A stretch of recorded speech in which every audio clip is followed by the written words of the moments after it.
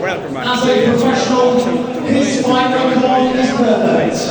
Harlem, Eubank here at the way. 3 visits to the ring, 3 victories, 1 going inside the distance. He vaults his way across the island. Yeah, it's nice. I'm yet to be shown around, so I'm excited to see the city and explore a bit. But a big fight night tomorrow night. Excited to be there. Good stuff, yeah. Cannot wait for it. The main event, of course, a big fight. Michael Conlon returning to the ring. A big one for him, you know, a bit make or break fight to kind of save his career against your country, Jack Bates. And how do you see this one go? It's great. I just got in last night, spoke to him this morning, and he's by his accounts, he's had the best camp he's had for a while. So I'm excited to see him back in there. Mix, he's got an abundance of talent. He's been there and done it, and I'm excited for him to go in there and show people again and remind them exactly what he's capable of.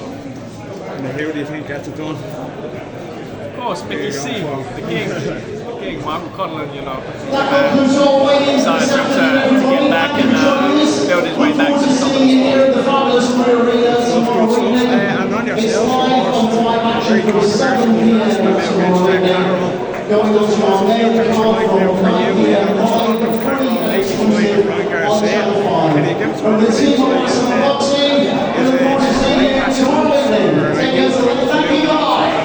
else? It was an inconclusive fight, really.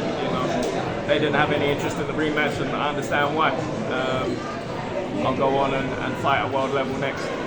I'm excited for the fights that can be made next, and I'm getting ready to prepare for bigger and better nights. Is there a timeline for a return to the ring, or is it? Yeah, before the end of the year. Before the end of the year, and we're building towards the world title. So. Good stuff. And what do you think? Yesterday the news broke that Jack Catterall has left his trainer Jamie Moore. Would you give us an insight on that? What do you think of that split? No idea.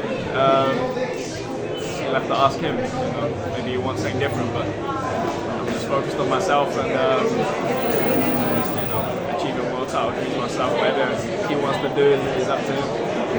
Yeah, I have to ask you, of course, another big rematch coming up.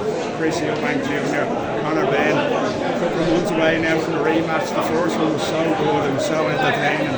What's your thoughts on what could be different this time? And we know who you're going for the win, but what's your thoughts on the rematch and how you see that playing out?